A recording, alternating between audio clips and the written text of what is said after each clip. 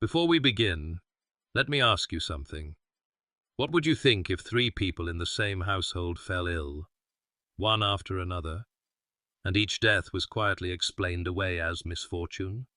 No violence, no struggle, no obvious crime, just illness, silence, and burial. Tonight's story begins in a small English village where lives were lived in plain sight and privacy did not exist. A place where neighbors watched each other closely, where reputations were built slowly, and where nothing ever truly went unnoticed. Yet even there, something went unseen for far too long. As you listen, take a moment to tell us where you're watching from and what time it is for you right now. And if you're drawn to stories that unfold carefully, piece by piece, grounded in real events and documented history, be sure to like this video and subscribe to the channel. Because this is not a story about sudden violence. It's a story about patterns, about how ordinary lives can conceal extraordinary acts, and how, in one quiet village in 19th century England, death came repeatedly, without warning, without explanation, and for a time, without consequence. This is the case of Sarah Dazley. In the early years of the 19th century, the village of Potton sat quietly in the Bedfordshire countryside, defined by open fields, narrow lanes, and a population small enough that few movements went unnoticed. Life followed a predictable rhythm. Families worked the land, attended the same church, and measured time by seasons rather than years. Privacy in such a place was a luxury few possessed. It was here that Sarah Reynolds grew up. Her childhood was shaped early by loss. Her father died while she was still young, leaving her mother to manage the household alone. In time, her mother remarried, and the family structure shifted once again. These changes, though not uncommon, placed Sarah in a position familiar to many young women of the period, moving between homes, adapting to new authority, and learning to exist under constant observation.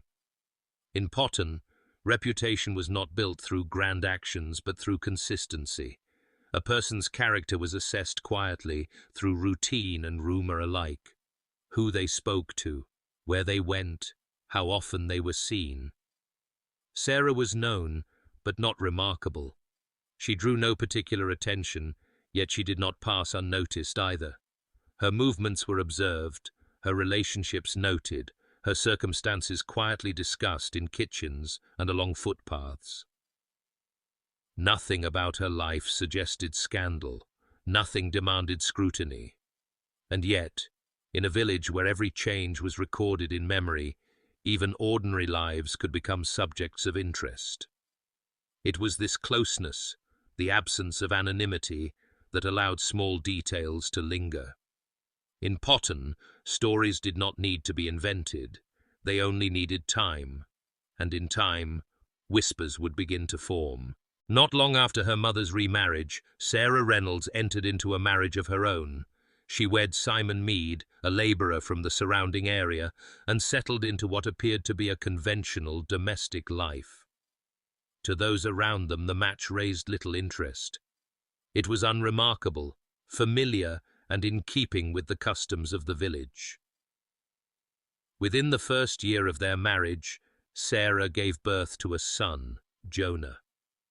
For a time, life followed its expected course, but the stability did not last. The infant soon fell ill. The symptoms were not dramatic, nor were they immediately alarming. Weakness, discomfort, a steady decline that offered no clear cause. Medical intervention was limited, and before long, Jonah died. The loss was noted but not questioned. Infant mortality was not uncommon, and the death was accepted without inquiry. Not long afterward, Simon himself began to show signs of illness. His condition developed in much the same way: persistent discomfort, growing weakness, and a rapid deterioration that left little opportunity for intervention. Neighbors observed his decline, but no physician was called in time to alter the outcome. Within weeks, he too was dead. There was no inquest, no formal examination. The burial proceeded as expected, and life in Potton continued. To the village, The deaths were unfortunate, but not extraordinary. A child lost, a husband taken ill, tragedies, but not scandals. And so the matter was laid to rest. 2 deaths, months apart. No questions asked, and no reason yet to suspect that anything was wrong. After the death of Simon Mead, Sarah did not remain alone for long. Within a short period, she formed a relationship with William Dazley, a labourer from the nearby village of Wrestlingworth. Their courtship progressed quickly, and in time led to marriage. To outside observers, there was little to distinguish the union from her first. It appeared practical, unremarkable, and in keeping with the expectations of the time. For a brief period, life settled into routine. Then, as before, illness appeared. William began to complain of discomfort that could not be easily explained. The symptoms were familiar: stomach pain, weakness, and a general decline that worsened with each passing day. Sarah took on the role of caregiver, preparing his meals and administering what remedies were available. Neighbors later recalled seeing her tending to him closely, overseeing his food and drink, and managing his care without outside assistance. Nothing about her behavior drew attention in the moment. It was what a wife was expected to do. But the illness advanced quickly. Within weeks, William was confined to bed. His condition deteriorated at a pace that left little time for intervention. No physician was summoned before it was too late. As with Simon before him, death followed without clear explanation. There was no inquest, no formal examination. The burial took place without delay, and the village moved on. Yet this time, the pattern was harder to ignore. 2 marriages, 2 sudden illnesses, 2 deaths that followed the same course. Still, no accusation was made, no authority intervened. The events were noted and then quietly set aside. For the moment, they remained a coincidence. After William Dazley's death, Sarah remained in the household with Anne Mead, the young daughter from her first marriage. The arrangement drew little comment at first. The girl had already lost her father, and it seemed natural that she would stay where she was known. It was not long before Anne, too, began to show signs of illness. The symptoms followed a familiar pattern: weakness, sudden discomfort, periods of vomiting that left her exhausted. As before, Sarah assumed responsibility for her care, preparing food and administering medicine as needed. It was during this period that small details began to draw attention. Mrs. Carver, a neighbor who visited the home, later recalled watching Sarah prepare medicine. At one point, she noticed pills being set aside and replaced with others. The action appeared deliberate, though its meaning was unclear at the time. Nothing was said, nothing was questioned. Anne later described being given medicine shortly before becoming violently ill. On one occasion, after she had vomited, a pig consumed the discarded matter. The animal did not survive. Word of the incident spread quickly.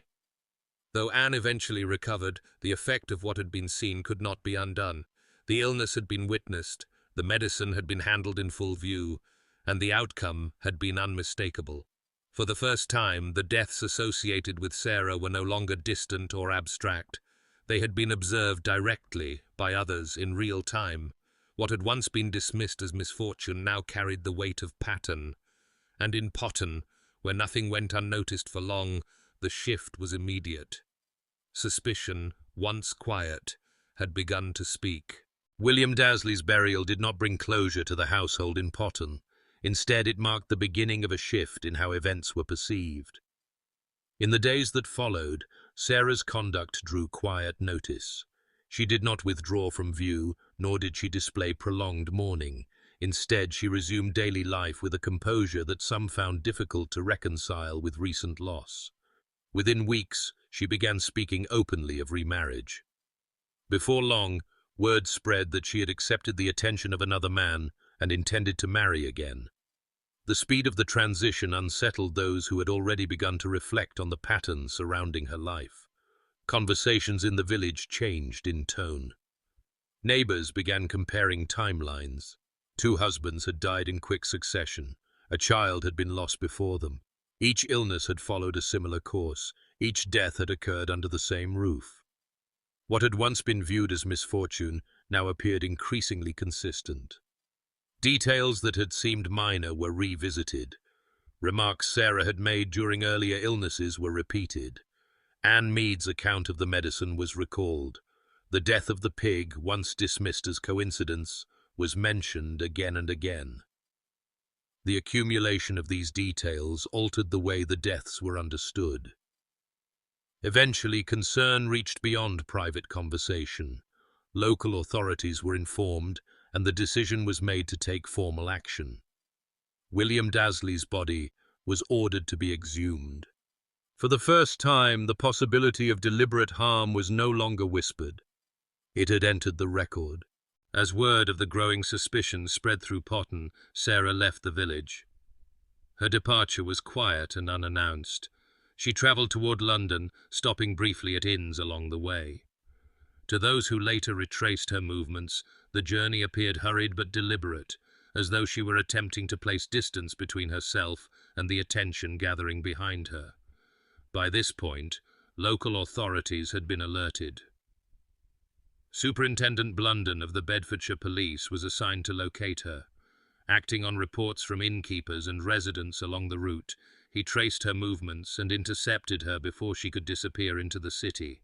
She was taken into custody without incident. While Sarah was detained, the investigation in Potton moved forward rapidly. William Dazley's body was ordered exhumed. Shortly afterward, the remains of Simon Mead were also recovered. Samples were taken from both graves and submitted for examination. The findings were decisive. Arsenic was present in each case. What had once been suspicion now became evidence. At the same time, formal statements were collected from those who had observed the earlier events. Mrs. Carver gave her account of the pills. Anne Mead's illness was documented. The death of the pig was recorded. Details that had once circulated as rumour were now written into official depositions. Sarah was returned to Bedford to await trial. The matter had moved beyond village judgment. For the first time, the case rested not on belief but on proof. Sarah Dazley was brought before the Bedford Assizes in July of 1843. The courtroom filled quickly. Interest in the case had spread well beyond Potton, and those present gathered not for spectacle, but for resolution. The proceedings themselves were orderly and deliberate, guided by sequence rather than emotion. The prosecution began by outlining the deaths in question: Simon Mead, the infant Jonah, William Dazley. Each death was presented in turn, linked by proximity, by circumstance, and by the similarity of illness that had preceded them. Witnesses were called one by one. Anne Mead described her own sickness and the medicine she had been given. Mrs. Carver recounted what she had seen while visiting the house, the pills that were set aside and replaced. Other villagers testified to Sarah's conduct following each death, her calm demeanour, and the remarks she had made in the days that followed. Medical experts then addressed the court. They presented the findings from the exhumations, explaining the tests performed and the results obtained.